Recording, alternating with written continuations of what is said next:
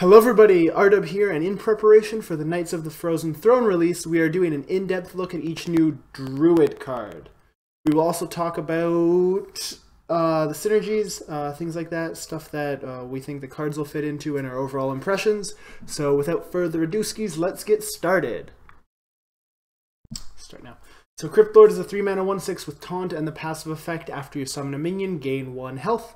It is a good stall card. It's a nice 3-mana 1/6. You get 7 stats for 3 mana and that active effect. I could see it being good with a token druid and buff druid as well, especially if you can buff it. Note it does not have the beast tag, so you will not be able to get the effects out of the beast synergies. It seems to be very good at giving you stall, and again, has good synergy with a lot of the druid tools we've seen pushed that haven't really had a lot of effect other than an aggro.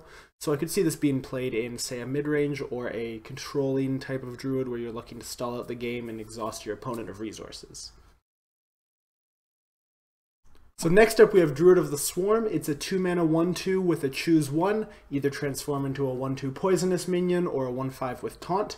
This gives it some flexibility because in the early game you obviously want the 1/5 taunt, and in the late game you'd want the 1/2 with poisonous that they need to remove, or else you land it on a big minion. It's also a very good buff target in your 1/5 state, so turn 2, play the 1/5.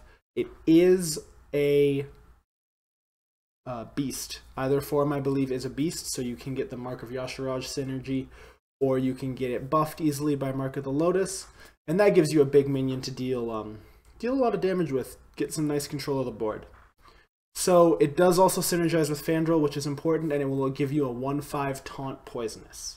It will not add the stats together, so just be aware of that. I see this being played a lot in a Beast Druid. I see this being played in a lot of Druids as long as they don't rely on Jade. This is just all around a very good card. Now we're moving on to Fate Spinner. It's a 5-mana 5/3. New mechanic, choose a death rattle secretly. Either deal 3 damage to all minions or give all minions +2/+2. It allows you to kind of try to fake out your opponent or get them to kill this. It does not have taunt, so you cannot force your opponent to kill it, which can be beneficial to you, cannot be beneficial.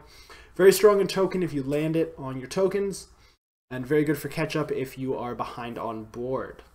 You can kill it with Wrath for 7, but a 7-mana 2 card, deal 3 to all is not that great, so you'll want to play with this carefully. I'd like to see how this fits into decks. I'd like to see how this mechanic indeed plays out in the future. So Hadron Ox is our next card. It is a 9-mana 3/7 Death Rattle. Summon your taunt minions that died this game. It's 9 mana, so it's really hard to play effectively. The 9-mana slot is fairly sparse, I want to say. It's also not a taunt, so you can't force your opponent to kill it, so you have to find some way to do 7 damage to it yourself. It's really strong in theory, as long as you can get it to go off, because you can get a lot of taunt minions in the new Druid, so I'd like to see how that plays out, but I don't believe it'll have that much of an effect, at least not immediately in this expansion. We'll have to see if there are more cards to support it later on and some big taunts that follow suit. Next up we have the Death Knight hero for Druid, which is Malfurion the Pestilence. 7-mana, choose 1. Summon 2 poisonous spiders or 2 scarabs with taunt. The scarabs are 1/5s, the poisonous spiders are 1/2s. Does synergize with Fandral, as does the hero power, which is either gain +3 attack this turn or gain +3 armor, just flat out +3 armor. Again, synergizes with Fandral. 7 mana is good for the end of a mid-range kind of thing to close it out.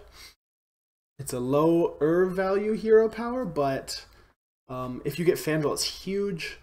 In this expansion, it's the least flashy Death Knight, but I want to see how it plays out, whether it can be used in a control matchup, because you do get a lot of value out of it, or whether it's just really good in mid-range or in aggro druid. We'll have to see. I want to play around with this card for sure. Now, Spreading Plague is the next card we're going to look at. 5-mana summon 1/5s until you have as many minions as your opponent.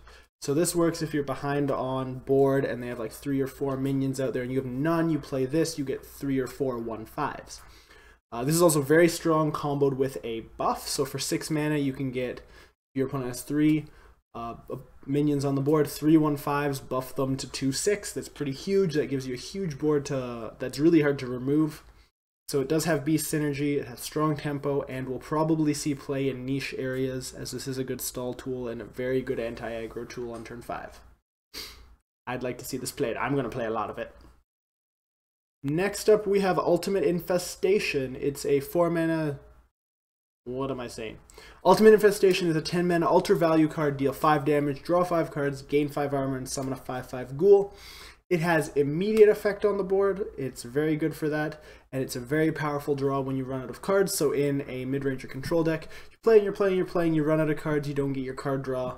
Pull this out, you fill your hand up, like half your hand up with cards, you do damage, and you get board presence. So it's amazing. I see this scene play in most non-aggro Druid decks. Hands down, it's just too much value to waste.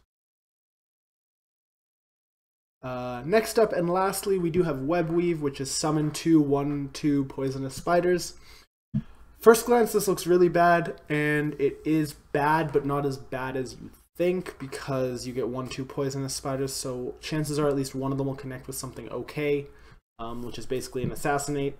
So that's not too bad, but again, for the mana cost, it's just not enough to warrant it being useful in play. Potentially good arena card. It is a common, it is a spell, and it is of the next set, so this could be a decent arena card for Druid to deal with the big minions where they don't have a lot of catch up in general. But other than that, not really a great card for constructed. And we'll leave it at that there. Hopefully we see this either get changed or something better come out in the future.